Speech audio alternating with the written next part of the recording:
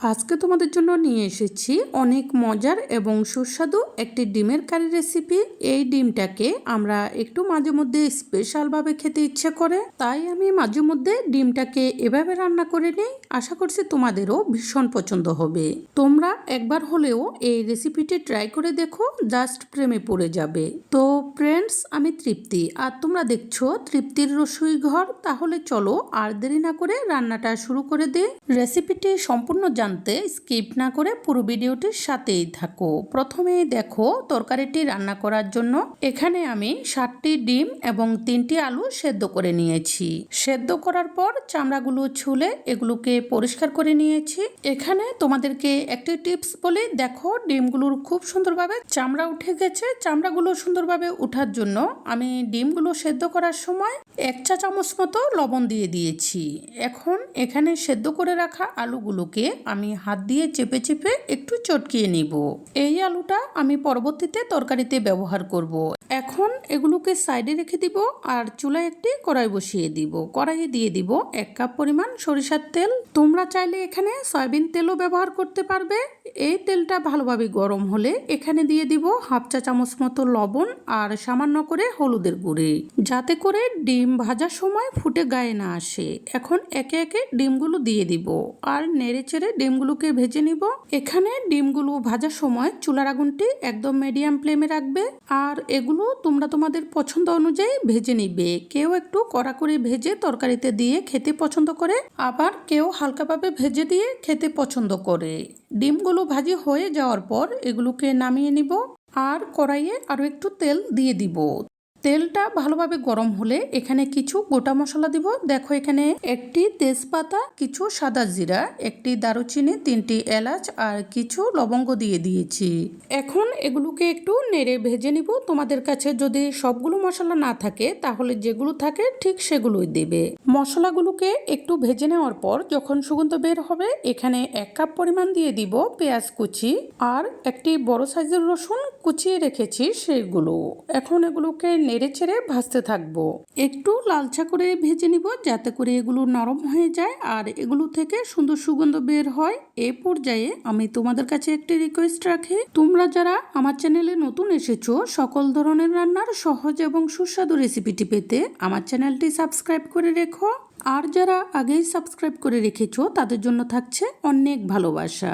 পেঁয়াজ রসুনগুলো ভাজি হয়ে একটু লালচা হয়ে যাওয়ার পর এখানে দিয়ে দিয়েছি 1 চা চামচ থেকে একটু কম আদা বাটা আর একটি টমেটো কুচি।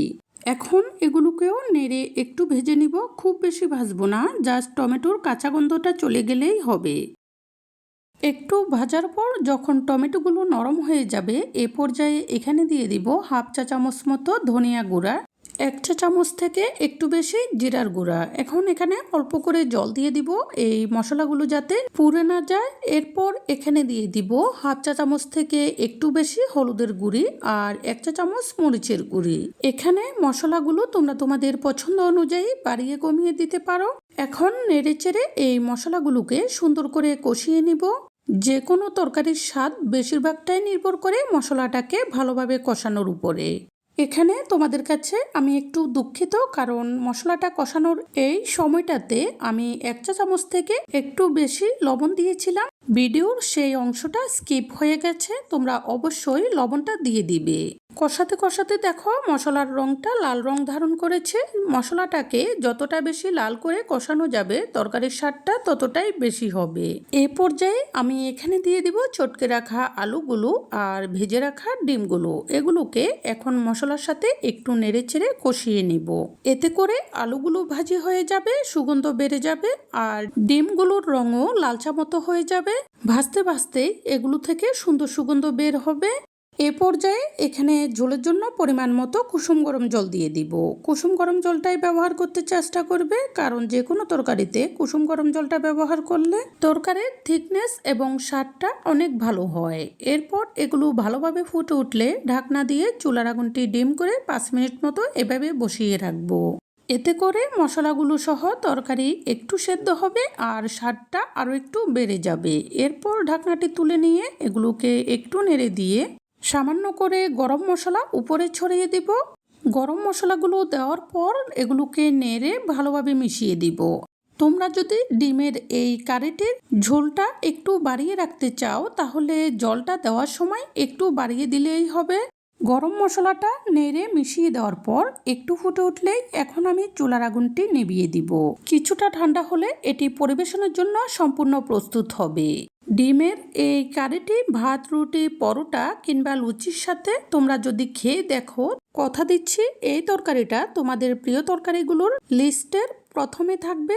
সেজন্য অবশ্যই রেসিপিটি ট্রাই করে দেখবে। রেসিপিটি পছন্দ হলে অবশ্যই লাইক, কমেন্ট এবং সাবস্ক্রাইব করে সাপোর্ট করবে আরও নতুন নতুন রেসিপি উপহার পাওয়ার জন্য।